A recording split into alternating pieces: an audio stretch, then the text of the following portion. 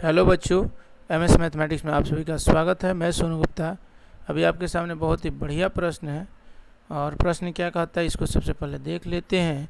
Without actual division find which of the following rational numbers are terminating decimals. कहता है कि जो rational number दे रखा है उस रेशनल नंबर को बिना एक्चुअल डिवीजन के बताना है। ये कौन सा रेशनल नंबर को अगर डिवाइड करे, अगर डेसिमल फॉर्म में चेंज करते हैं तो वो टर्मिनेटिंग डेसिमल एक्सपेंशन होगा, बिना डिवाइड एक्चुअल डिवीजन किए। एक्चुअल डिवीजन का मतलब बच्चों समझेंगे कि 13 में हम 18 से अगर हम भाग लगाते हैं तो दैट इज़ कॉल्ड, इसको हम एक्चुअल डिवीजन कहते हैं। तो इसका ज़रूरत नहीं है, मतलब ये एक्चुअल डिवीजन के बिना हमें बताना है।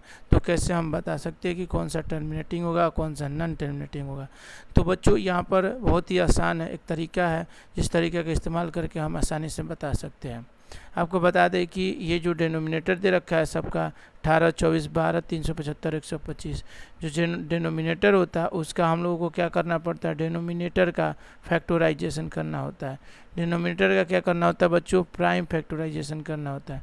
तो डेनोमिनेटर का हम लोग क्या करेंगे, प्राइम फैक्टराइजेशन करते हैं। सबसे पहले जब डिनोमिनेटर का प्राइम फैक्टराइजेशन कर लेते हैं तो अब हम लोग देखते हैं कि प्राइम फैक्टराइजेशन में किस प्रकार का फैक्टर आता है। अगर हम लोग ये देखते हैं बच्चों कि अदर देन 2 और 5, यानी कि 2 और 5 के अलावा कोई और भी फैक्टर आता है, और एक केस होता है कि ओनली 2 और 5, ओनली 2 और 5 ये फैक्टर आता है। ये अदर देन 2 एंड 5 फैक्टर हो गया और ये ओनली 2 और 5 फैक्टर हो गया।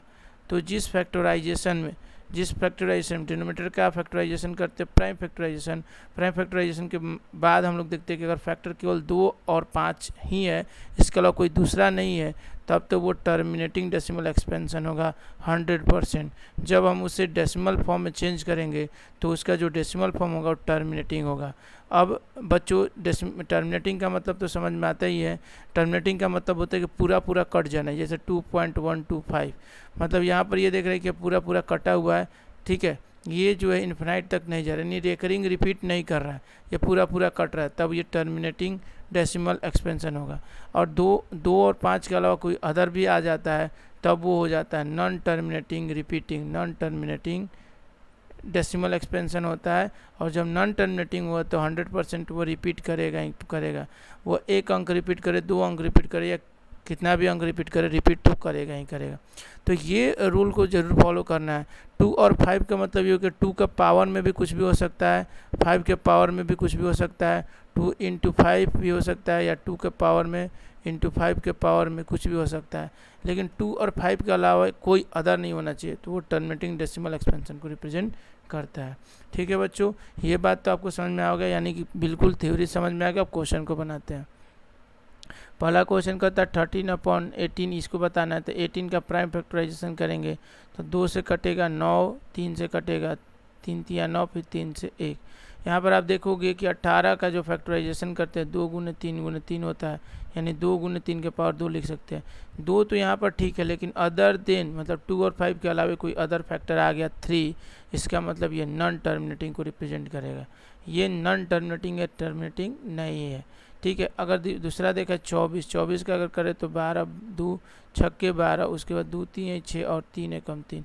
अगर 24 का फैक्टराइजेशन देखा जाए 2 गुने 2 गुने 2 3 बार है, तो 2 के पावर 3 गुने 3। ठीक है। यहाँ पर फिर से 3 आ रहा है, अदर देन 2 और 5 आ रहा है, यानी ये भी टर्मिनेटिंग नहीं होगा। 12 की बात करते हैं तो 2 छक्के 12, 2 3 6 और 3 एकम 3। यहाँ 2 का पावर 2 into 3 आ रहा है, यहाँ भी अदर देन 2 और 5 आ रहा है, ये भी टर्मिनेटिंग नहीं होगा। 375 की अगर हम बात करें तो इसको हम कटाए तो 5 7 35 और यहाँ पे 50 25। ठीक है। उसके बाद 5 एकम 5 और 50 25 और 3 5 15, 5 एकम 5, 3 बार 5 आ रहा है तो 5 का पावर 3 गुने 3, तो 5 तो आ रहा है, लेकिन यहाँ एक्स्ट्रा में 3 आ रहा है, इसलिए भी टर्मिनेटिंग नहीं होगा। 125 की बात करें तो 25 बार में जाएगा, 5 बार में जाएगा और 5 एकम 5, 5 के पावर 3 आ रहा है अकेले, यानी यही एक टर्मिनेटिंग होगा। यानी 16/125 ही एक मात्र टर्मिनेटिंग डेसिमल एक्सपेंशन होगा, बाकी कोई भी नहीं होगा। जिस तरीके से हमने क्वेश्चन बनाया वैसे ही आपको भी बनाना है। आशा करते हैं आपको समझ में आया होगा। समझ में आया तो चैनल को सब्सक्राइब कीजिए, शेयर कीजिए, लाइक कीजिए। ठीक है, धन्यवाद।